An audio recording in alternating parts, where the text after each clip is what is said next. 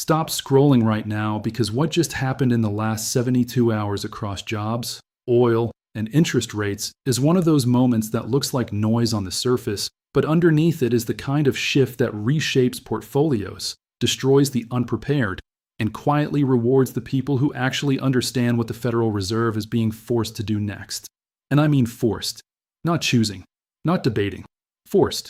Because the data that just dropped didn't just surprise Wall Street. It put the most powerful central bank on the planet in a position where every move it makes from here is going to hurt somebody. And that somebody might be you if you don't understand what's really going on behind the curtain. Now here's what I'm going to walk you through today. First, why the February jobs report wasn't just a miss. It was a message. Second, why oil ripping above $90 a barrel at the exact same time creates a trap that most economists won't explain honestly. Third, why the Fed is now staring at a conflict inside its own mandate that has no clean solution, and what that means for your money, your mortgage, your savings, and your investments.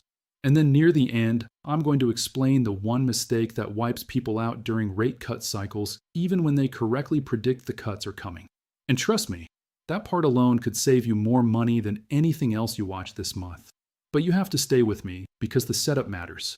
The context matters. And if you skip to the end, you'll miss the part that makes the punchline land. Now, before we jump in, quick favor. If you've been watching Market Acme and you haven't subscribed yet, I need your help. Our channel stats tell me a massive chunk of you watch regularly, but haven't hit that button. And look, I get it. You can watch without subscribing. But if this breakdown gives you even one insight you didn't have before, help me out. We're pushing hard to grow this community, and your click genuinely matters more than you think. Also, we've started posting members exclusive content on a regular basis. This isn't recycled material. There's a dedicated team behind the scenes building deep dives, scenario analyses, and real-time updates only for our premium members and the Market Acme family. If you want in, click the join button or use the link in the description. All right, let's get into it. Friday morning, February payrolls dropped and the number was ugly. Not apocalyptic, not Great Recession ugly, but ugly in the way that makes the Fed lose sleep. Unemployment came in at 4.4%. That's higher than expected. That's higher than the prior month.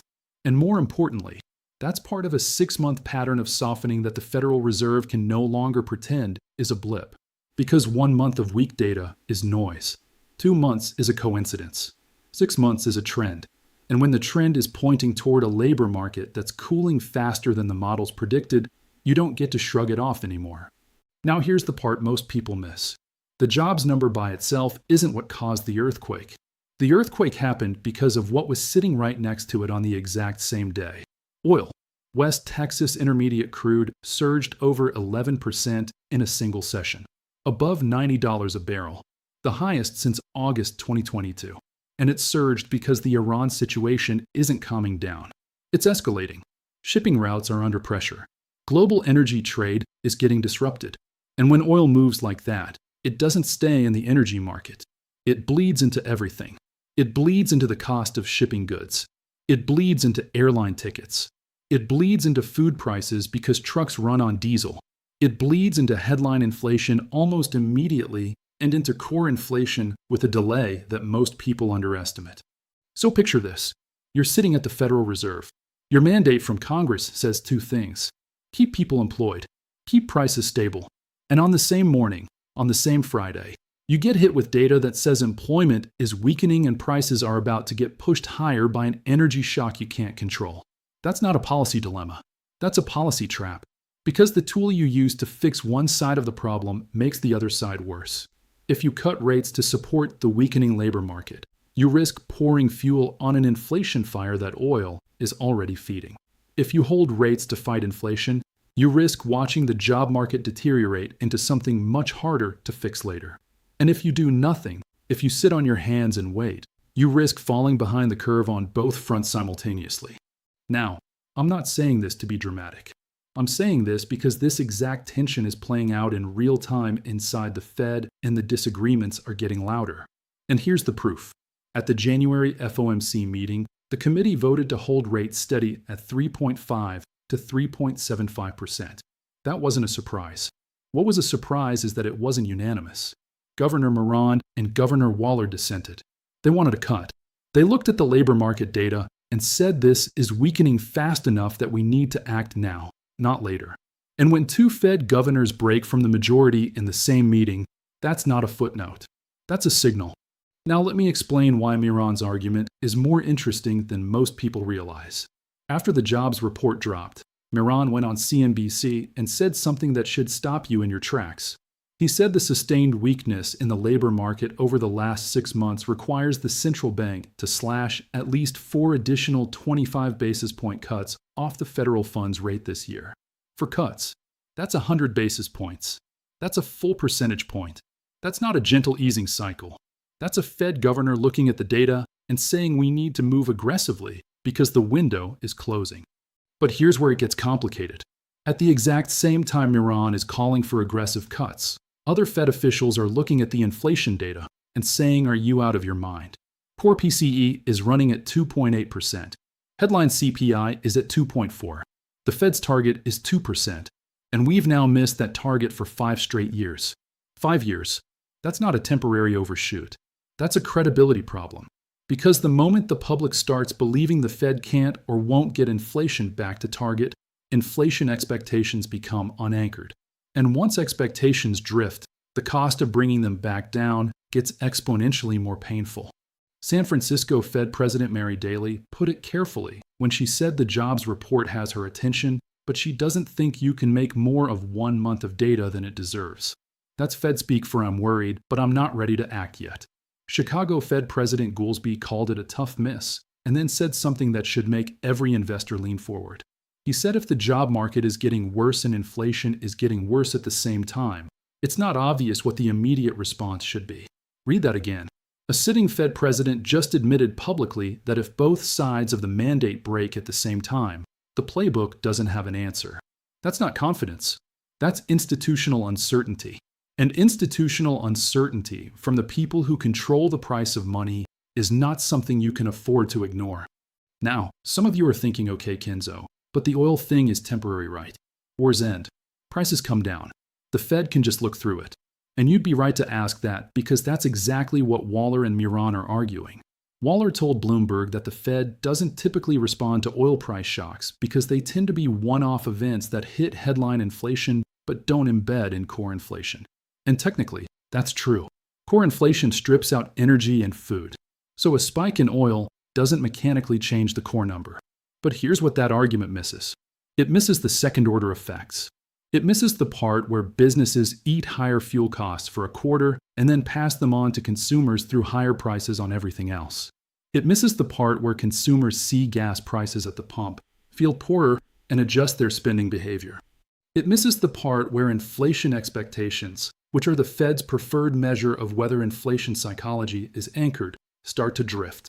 And this is where Mark Zandi's analysis becomes critical.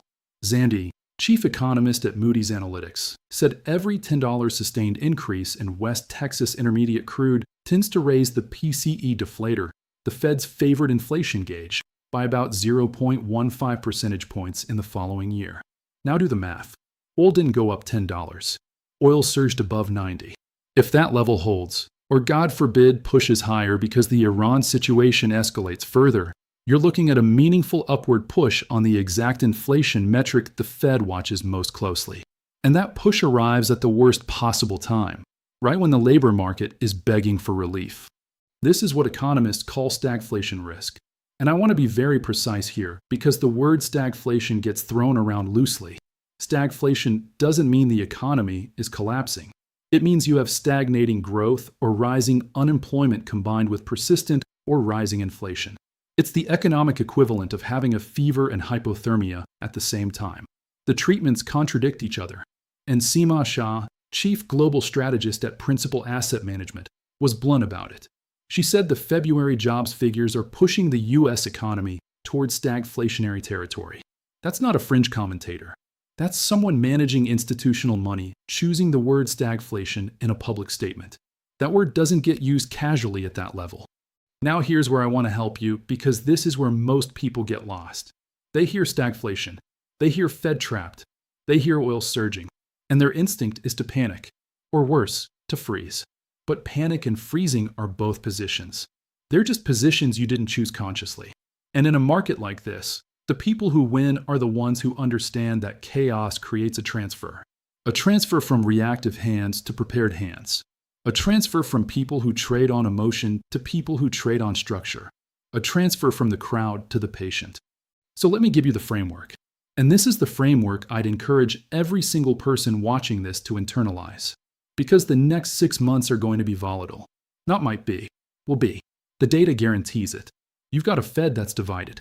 You've got a labor market that's softening. You've got an energy shock that may or may not be transitory. You've got a president publicly demanding rates at 1% or less. You've got inflation that's still running hot. And you've got traders at the CME who just moved their next rate cut expectation from July to June based on the jobs data. But those same traders also pulled back their expectation of a second cut in December. So even the futures market can't make up its mind. That's not a market with clarity. That's a market searching for a story. And when the market is searching for a story, it's extremely vulnerable to narrative shifts. Now this is where the mistake comes in. The one I promised you. The mistake that wipes people out during rate cut cycles even when they're right about the direction. And the mistake is this: timing the trade to the cut instead of positioning for the cycle. Here's what I mean. When traders hear rate cuts are coming, the instinct is to pile into rate-sensitive assets right before the expected cut date. They load up. They use leverage. They time it to the meeting. And then one of three things happens. Either the cut doesn't come when expected and the position bleeds. Or the cut comes, but the market already priced it in and there's no pop. Or the cut comes, and instead of rallying, the market sells the news because the reason for the cut was bad enough to scare people about the economy. And in all three scenarios, the leveraged trader gets wrecked. Not because the thesis was wrong. The thesis might be perfectly right. Rate cuts might be coming. They might be aggressive. They might total 100 basis points this year, just like Naran is arguing. But if you're leveraged into a precise date, and the market wobbles for 3 weeks before it moves your way, you don't get to be right. You get a margin call. You get forced out. And then you watch from the sidelines as the move you predicted plays out without you. This is exactly what the biggest money in the world counts on. They don't need to be smarter than you. They just need to be more solvent. They need to survive the wobble. They need to hold through the shakeout. And when leverage traders get flushed, when stops get triggered, when the fearful sell into the dip, that's when serious capital steps in and buys. Not because of a magical indicator, because forced selling creates opportunity. That's mechanical. That's structural. That's the game. And here's the uncomfortable part. The shakeout doesn't require fundamentals to change. The economy doesn't need to suddenly get better. Inflation doesn't need to magically hit 2%. All that needs to happen is that enough people get positioned the same way at the same time with enough leverage that a small move against them triggers a cascade. Margin gets raised. Positions get cut. Price drops. Headlines scream panic. And 3 weeks later, price is higher than where it started because the underlying trend didn't change. Only the passengers changed. Now let me connect this to what you should actually be watching. Because knowing the game exists isn't enough. You need to know where to look. And I'm going to give you 4 things to track over the next 30 days. First, watch the CME FedWatch tool. Not for the probability of a specific meeting. Watch for how fast expectations shift. If June cut probability jumps from 40% to 70% in a week, that's the market repricing rapidly, and rapid repricing means volatility is coming. Second, watch initial jobless claims every Thursday. The monthly jobs report gets all the headlines, but weekly claims are the real-time pulse. If claims start trending up for 3 or 4 consecutive weeks, the labor market weakness is accelerating and the pressure on the Fed to cut intensifies. Third, watch oil. Specifically watch whether WTI holds above 85 or pushes toward 100. Because if oil keeps climbing, the stagflation argument gets louder and the Fed's decision gets harder. And when the decision gets harder, the market gets choppier because nobody knows what the Fed will do. And that uncertainty is where most of the damage happens, not the decision itself. The uncertainty before the decision. Fourth, and this one is the one nobody talks about, watch the yield curve. Specifically the 2-year Treasury yield relative to the 10-year. When the 2-year drops faster than the 10-year, it means the bond market is pricing in rate cuts ahead. And the bond market is usually ahead of the stock market and ahead of the Federal. So if you see the 2-year collapsing while the Fed is still talking tough on inflation, that's the bond market calling the Fed's bluff. Now I want to address something directly, because I know some of you are sitting there thinking none of this matters because Trump is going to force the Fed to cut anyway. And look, I understand that instinct. The president has been publicly demanding rates at 1% or lower. He wants the housing market stimulated. He wants the interest on the national debt reduced. And those are real economic considerations. But here's the reality that the headlines skip. The Fed is independent by design. The president can demand whatever he wants. He can tweet. He can give speeches. He can apply political pressure. But the FOMC votes on rates. And as long as inflation is above target, the majority of that committee is not going to risk their institutional credibility by slashing rates into a rising oil environment just because the White House wants it. That's not how it works. Now, could political pressure eventually influence the pace or timing of cuts? Maybe.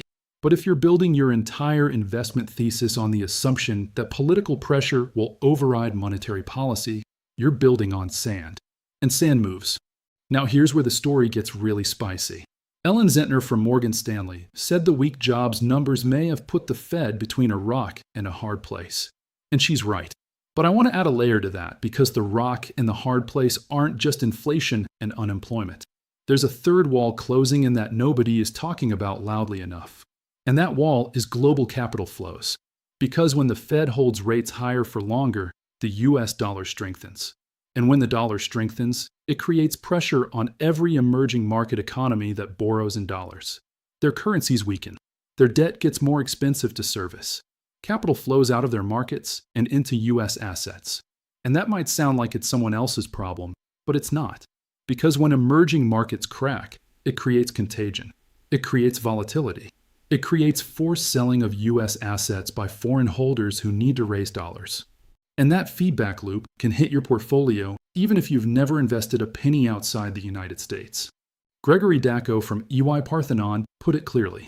A higher for longer Fed risks tightening global financial conditions, pressuring capital flows and currencies in emerging markets, and raising vulnerabilities for highly indebted economies. That's not a hypothetical. That's a risk that's building right now while everyone is focused on the next CPI print. Now let me say something that sounds contradictory, but it's the truth. Short-term caution and longer-term optimism about rate cuts can absolutely coexist. If you're trading short time frames, you respect the volatility. You respect the fact that the Fed might hold longer than you expect. You respect the fact that an oil spike can change the narrative overnight. But if you're positioning for the broader cycle, the fundamentals are pointing toward easing. The labor market is weakening. The Fed has already cut 3 times. 2 governors dissented in January wanting more cuts. The trajectory is toward lower rates even if the path gets messy. And messy is the word. Not broken, not reversed. Messy. And this is where your psychology becomes the most important variable. Because the market doesn't just test your analysis. It tests your emotional architecture. It tests whether you can hold a thesis through discomfort. It tests whether you can watch your position go against you for 2 weeks and still trust your research. It tests whether you can ignore the headline that screams rate cuts are dead when you know the data says they're just delayed. And that test is not fair. It's designed to shake you. It's designed to make you sell at the bottom and buy at the top. It's designed to transfer your position to someone calmer, richer, and more patient. Ben Fulton from Webb's Investments described this moment perfectly when he said volatility has returned. Nothing like a war, the threat of rising inflation, and a lower jobs report to make every economist rethink their position. And then he said something I want you to really sit with. He said perhaps a very small silver lining in an otherwise unpredictable week. That's the mindset. Acknowledge the chaos. Respect the risk. But look for the opportunity that the chaos creates. Because chaos always creates opportunity. The question is whether you're positioned to capture it or positioned to be captured by it. Now let me give you the cliffhanger I promised. Because there's one scenario that nobody is pricing correctly right now. What happens if the next jobs report is even worse? What happens if March payrolls come in weak again and unemployment ticks up to 4.5 or 4.6? At that point, the 6-month trend becomes undeniable. The labor market isn't softening. It's deteriorating. And a deteriorating labor market with oil above 90 creates the exact stagflationary environment that the Fed has no playbook for. In that scenario, the pressure to cut becomes enormous. But the justification to hold also becomes enormous because inflation hasn't cooperated, and the Fed will be forced to choose which side of its mandate to prioritize. That choice will move markets more than any single data point this year. And if you're not watching for it, you'll be reacting to it instead of anticipating it. Now I want to ask you something, and I want you to answer in the comments. When you see the Fed hold rates steady while the jobs market weakens, do you think they're being responsible, or do you think they're falling behind the curve? Because your instinct on that question tells me a lot about how you're positioned. And here's another one. If oil stays above 90 for the next 3 months, do you think the Fed cuts anyway, or do you think they use oil as the excuse to hold? Drop your answer below. I read every comment, and I want to see how this community is thinking. Also, if you've made a smart financial move recently, maybe you repositioned ahead of the volatility, maybe you locked in a rate before things shifted, maybe you just started paying attention and it saved you from a mistake, share that in the comments. Even a short note helps others in this community who are still figuring out their plan. Now I want to be very clear about something because this matters. I am not a financial advisor. Nothing I say in these videos is financial advice. I'm sharing research, analysis, and frameworks that I find valuable. But your financial decisions need to be based on your own situation, your own risk tolerance, and ideally the guidance of a qualified professional who knows your circumstances. I say this not because I have to, but because I believe it. The worst thing you can do in a market like this is take someone else's conviction and treat it as your own without doing the work. So here's what I want you to take away from today. The Fed is divided. The data is conflicting.